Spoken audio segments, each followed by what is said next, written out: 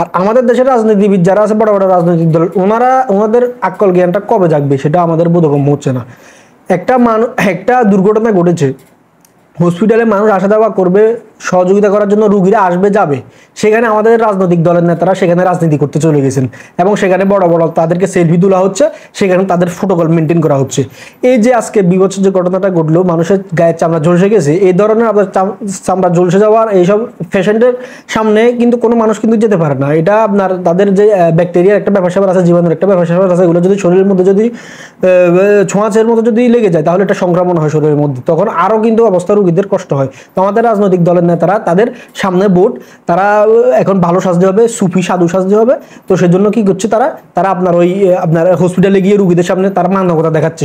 সেখানে এই রুগীদের আপনার ফ্যাশন যেগুলো আছে, এদের পক্ষে মানবতা দেখাতে গিয়ে আমাদের রাজনীতিবিদ, বড় বড় রাজনৈতিক দলের রাজনীতিবিদ যারা আছে, তারা বুঝতেইছে না যে কত বড় ক্ষতিটা করতেছে।